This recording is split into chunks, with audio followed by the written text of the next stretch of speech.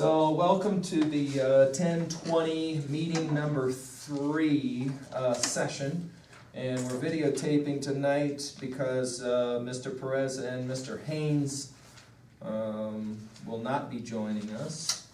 So let's begin first of all by talking about the review of the meeting number 3 cover sheet.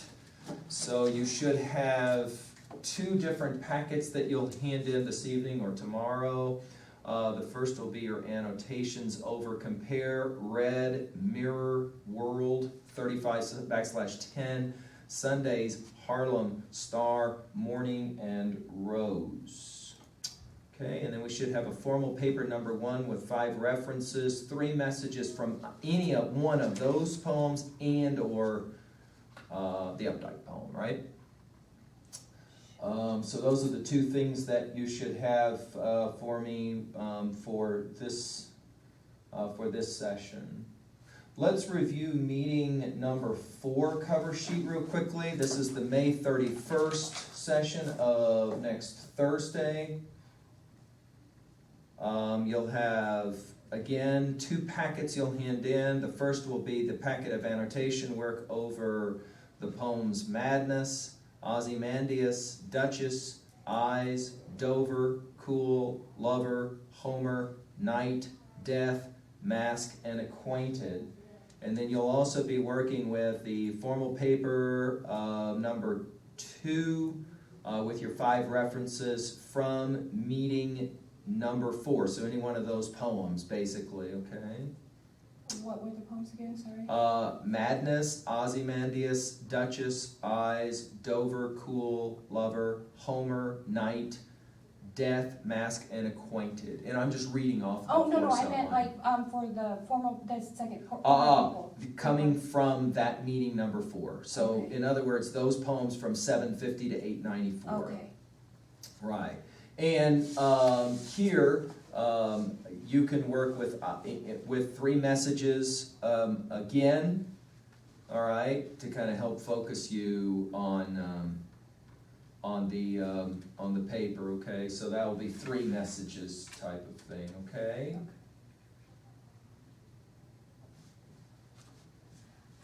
My works cited paper, I didn't print it off, so can I give it to you? Yeah. Or do you just want me to turn it in and then bring it to you on Thursday? What you could do is email it to me Okay, as an attachment. okay, I Yeah. can do that. Just do that, and then Yeah, I'll print it, and then I'll just staple it for you. Well, my printer's broke, so I Oh. had my sister print it, and Okay. I wrote it down, but Yeah, no apparently worries. she didn't. That's fine. Okay, so let's spend this evening's session talking about 3 of the poems of this evening. Okay, so hopefully you got your book in front of you. I'm going to start on page 642, and all I'm going to do is I'm just going to work through some exegesis of 3 poems. So tonight we're going to work with 2 sonnets because we're kind of concentrating on the form of the sonnet, all right? So I'll start on 642 with compare, then I'll work with Wordsworth's sonnet World on 682, and then we'll finish with the metaphysical poet John Donne in his Valediction Forbidding Morning on page 720. So we'll work with 3 poems this evening, compare, world, and morning. And what I've done is I've just looked at the poems that are on our course outline, and I've kind of chosen the 3 that I think are the most demanding. All right, and so I'll just go with that. All right? So you want to have out your notes over Compare Thee to a Summer's Day to start with, and also World on 682 and Morning on 720. You want your hymnal ARPs open to 642 and compare, and we'll just work together. The vocab word of the hour is exegete. That just simply means to read and analyze. So basically all we're doing is just kind of working through your annotations. Now these are in-class notes for you. And we'll begin by pointing out that Shall I Compare Thee to a Summer's Day is one of a number of poems, sonnets by William Shakespeare, who's kind of the inventor in many ways of this sonnet.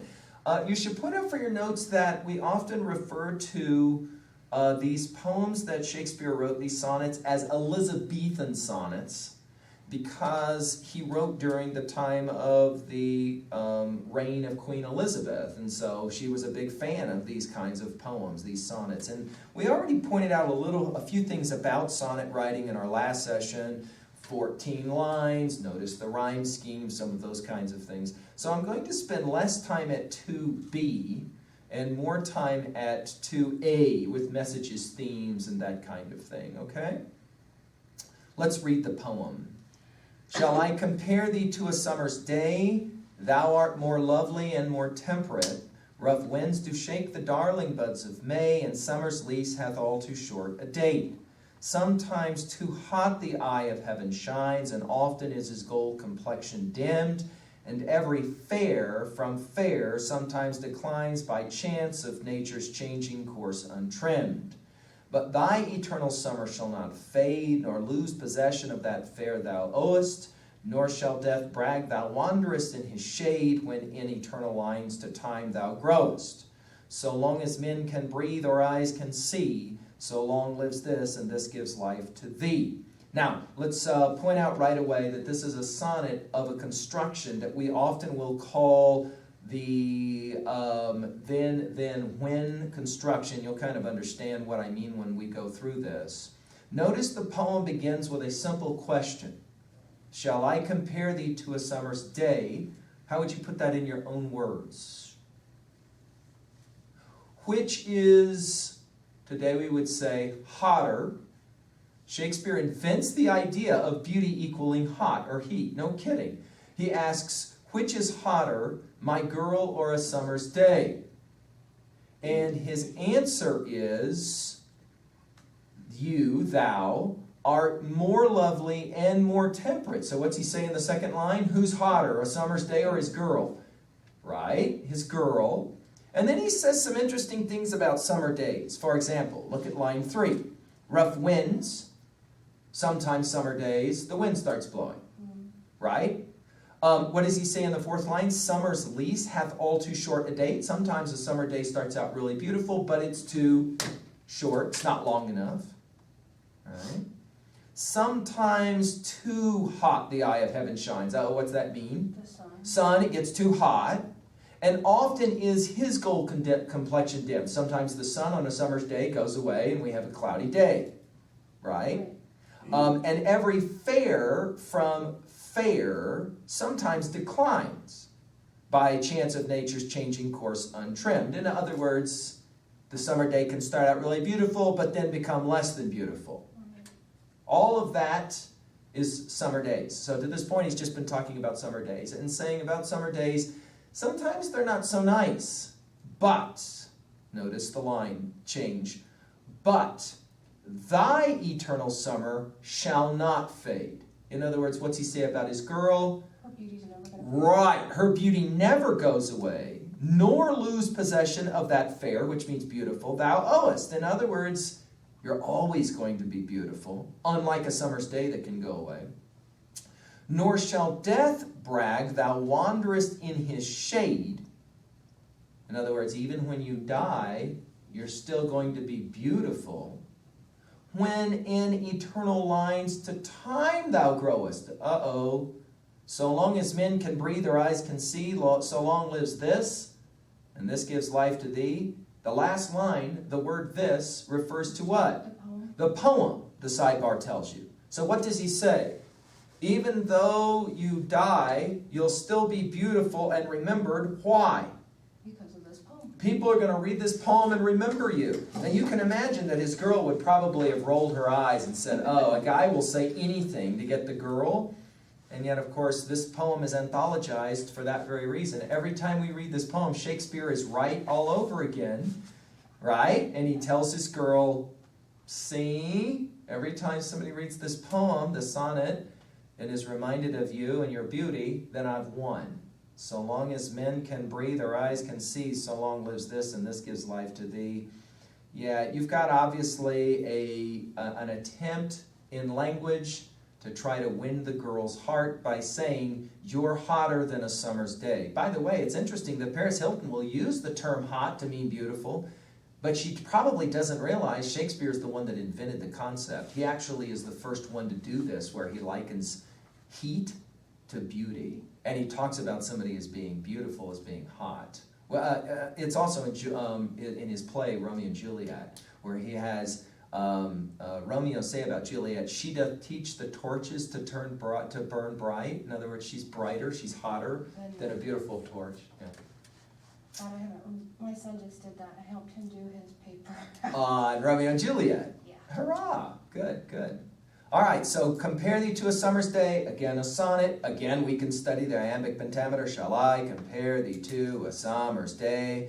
Thou art more lovely and more temperate. Rough winds do shake the darling buds of May. You can see that iambic pentameter is working. Ba-bum, ba-bum, ba-bum, ba-bum, ba-bum. 5 iambic feats. Unstressed, stress, unstressed, stress, unstressed, stress, right? The way to kind of play that game is, shall I compare thee to a summer's day? 1, 2, 3, 4, 5. Right? Right. See how that works? Okay. So long as men can breathe or eyes can see, so long lives this, and this gives life to thee. Ba-bum, ba-bum, ba-bum, ba-bum, ba-bum. Okay? Let's take a look at another sonnet, 682. And this is the famous sonnet of Wordsworth, who basically a couple hundred years later, okay, if you will, roughly 1600 is Shakespeare, 1800 is Wordsworth, okay. Still, we're playing the game 200 years later of sonnet writing, okay? And so you can see right away, this is a 14-line poem. This is a, has the iambic pentameter. The world is too much with us late and soon. Ba-bum, ba-bum, ba-bum, ba-bum, ba-bum. Notice your in rhyme. Soon rhymes with boon. So notice that there's going to be a difference in the rhyme scheme from the Elizabethan. Notice, so this is an A-B-B-A, right? You see it? And then all of a sudden it starts over again where moon rhymes with soon. So it's a second set of 4 lines where the rhyme scheme is identical. A, B, B, A. See how that works? Yeah. Okay, so we're playing a different game in that regards from the Shakespearean sonnet poem. Also, Shakespeare's sonnets almost always treated the theme of love or beauty, and here we're going to get a slant on that. We'll still be talking about love, but love of a different kind. Let's read the poem. Again on 682. The world is too much with us late and soon. Getting and spending, we lay waste our powers. Little we see in nature that is ours. We have given our hearts away a sordid boon. This sea that bears her bosom to the moon, that winds that will be howling at all hours, and are upgathered now like sleeping flowers. For this, for everything, we are out of tune. It moves us not. Great God, I'd rather be a pagan, suckled in a creed outworn, so might I, standing on this pleasant lea, have glimpses that would make me less forlorn, have sight of Proteus rising from the sea, or hear old Triton blow his wreathed horn. Now, let me just make a suggestion that for all of the poems that you're analyzing, exegeting, doing annotations over, I recommend that you Google search them. Look for any kind of help. Plot summaries, explanations, explications, essays written about them, anything you can do that can help you. Obviously, you should try that. You'll see a lot online about Wordsworth and about this poem. Let's begin by just asking what the opening lines mean. The world is too much with us late and soon. Getting and spending, we lay waste our powers. Little we see in nature that is ours. We've given our hearts away, a sordid boon. Now, Wordsworth's writing in 1800, roughly the time of the Industrial Revolution, when all of a sudden malls become important. Those wretched places where people go and spend money. Wordsworth has a real concern that humans in England are losing connection to nature. And the way he's going to say it is, We care too much about the world. The world is too much with us late and soon. Getting and spending, right? That idea of making money or whatever. We waste our powers. Little we see in nature that is ours. We've given our hearts away. Now let's talk about the hyperbole or exaggeration of that line. We've given our hearts away. Now I know in really bad martial art movies, right? Sorry, Mr. Haynes. That they do that thing where they grab someone's heart out of their chest and show it to them and all that kind of violence. Are we talking about that? We've given our hearts away? We reach inside of our chest? No. What's he talking about? We've given our hearts away. What does that even mean? To give your heart away means what? Hi, Lorena, come on in. It's like the same, we exchange our hearts for like money, yes. material. Yes. Lorena, we're on page 682, and we are working with the poem, The World is Too Much With Us, late and soon. We care so much about money that we no longer have our heart. But we don't mean heart as in this thing that's in your chest pumping blood. What do we mean, heart? We've given our hearts away. It's not that we've given away the physical heart, but what would we say? The spiritual heart, maybe?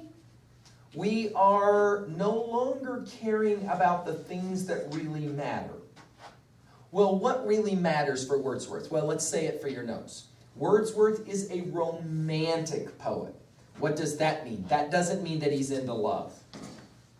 What poem was that again? Sorry. The World is Too Much With Us on page 682. It's poem number 4. Yeah, 682. Labeled mine as 1 through 10. That's not a bad idea to label the poems in terms of numbering. That can help you as well.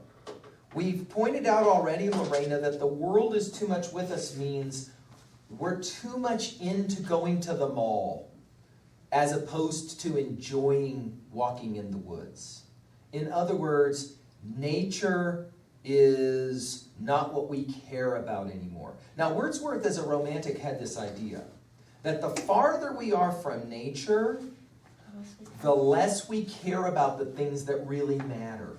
We actually begin to think that things like money and stuff, what is it Tracy Chapman says in one of her songs? Mountains and mountains of stuff.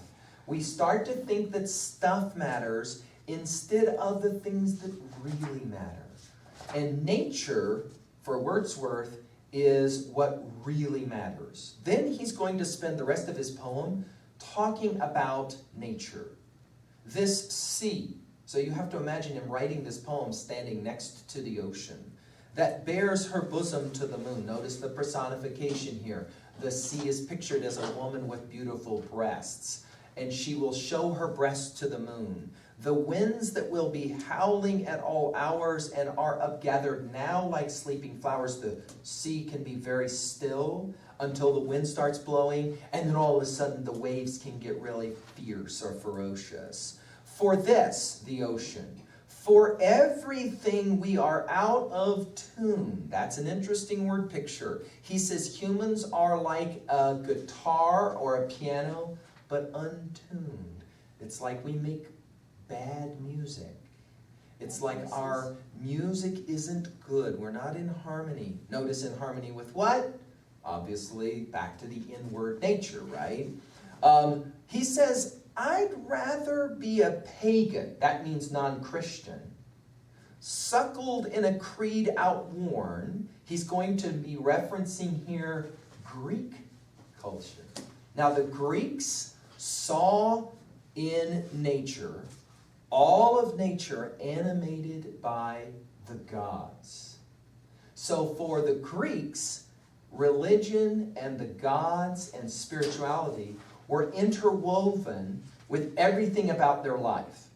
Wordsworth will say about the Greeks, I kind of think they got it a little bit better than we Christians of 1800 that care more about malls than we do about, for example, people and their concerns. So notice what he says, Great God, I'd rather be a pagan, suckled in a creed outworn. Nobody really believes in Greek mythology anymore. So might I, standing on this pleasant lea, this shore, looking at the ocean, have glimpses that would make me less forlorn. He says people got lots of stuff in 1800, but they're forlorn. They're not very happy. He imagines the Greeks to be a far happier people because they were closer to nature, by virtue of their belief that the gods were always a part of nature. He says, then if I looked at the ocean, I wouldn't just see water. Or I wouldn't see a way to sail boats across the water so I could make lots of money, right? Remember, by 1800, well, Thomas Jefferson will write those words that we consider so important in American history. We hold these truths to be self-evident, all men are created equal. Those words are written in 1776, roughly 25 years before this poem gets written. Do you got me? So you can kind of get a sense of the time. We're doing huge amounts of industry and sailing of boats across the ocean, but it's for what? To make, right, getting and spending. So Wordsworth is making an observation that back, if I were Greek, I'd be looking at the ocean and I would see Proteus, a Greek god, and Triton, another Greek god, who's associated with the ocean. So his point is a pretty simple one. Humans of the Industrial Revolution are changing. We are losing our capacity to respect and appreciate nature. And we are now increasingly less able to see the world as anything other than something we exploit for money. Wordsworth was way ahead of his time. Later, Karl Marx will say the same thing. Making money will change people so that all of a sudden they don't care anymore about each other.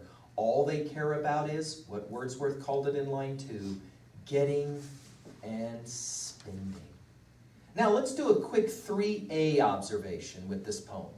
In what way, remember at 3A we're doing what? We are comparing or relating one text to another text.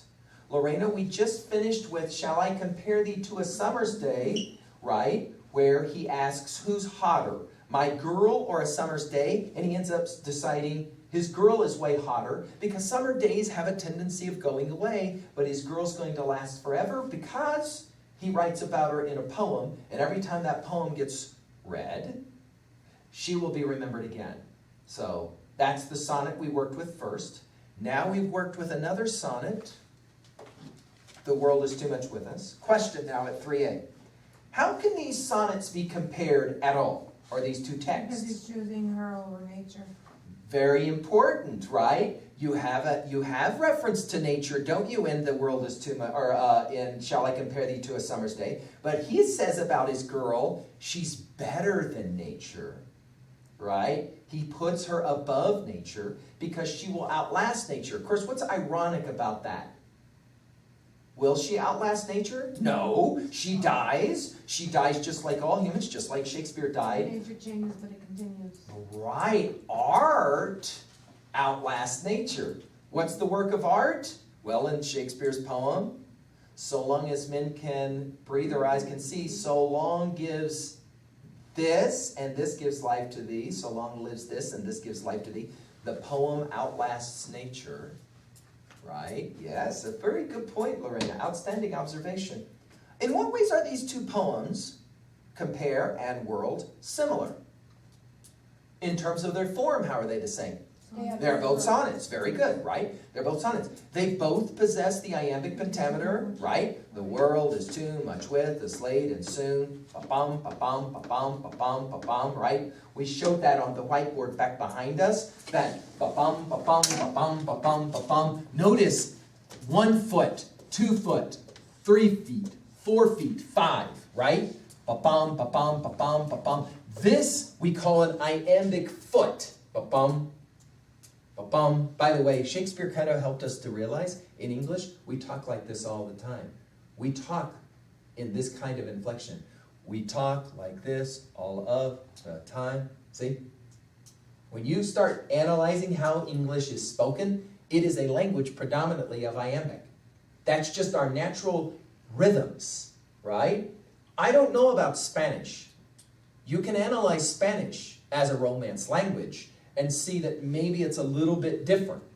Italian, of course, also a Romance language, right? But in English, iambic is very popular. So you will see sometimes poets will go 5 of these iambic feet or less. But this ba-bum, ba-bum, ba-bum, we're going to see it quite a bit in English poetry. It's going to be something we'll see a lot of. How are the two sonnet forms different? What's the primary way that they're different? Compare and world. What did we say about end rhyme? Well, an Elizabethan sonnet, A, B, C, D, E, F, G, G. That's those last words of each line. They're going to rhyme. So long as men can breathe or eyes can see, the last rhymed couplet, so long lives this and this gives life to thee, see and thee rhyme. Look at this poem and let's see the last 2 lines. Have sight of Proteus rising from the sea, or herald Triton blow his wreathed horn. Uh-oh, different kind of rhyme scheme, isn't it? Notice soon rhymes with boon. Powers rhymes with hours. A, B, A. Correct? But notice line 5, moon, we're back to soon again, another A. Hours and flowers. Wow, Wordsworth's playing a game with us here of end rhyme, correct? Where he will repeat each 4 lines the same rhyme scheme of A, B, A. Do you see it? So Wordsworth, now do you think he's doing this on purpose or is this accidental?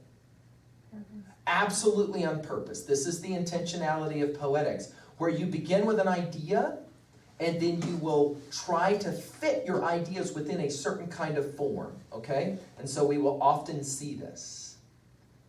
Yeah, but you see Lee, C, Lauren, and Horn. See how it changes again, right? See how he play. So he's clearly playing a game, isn't he, with us? Notice it's a game at first glance that you don't even see. You don't even notice it, right? And then you start looking at it closer, correct?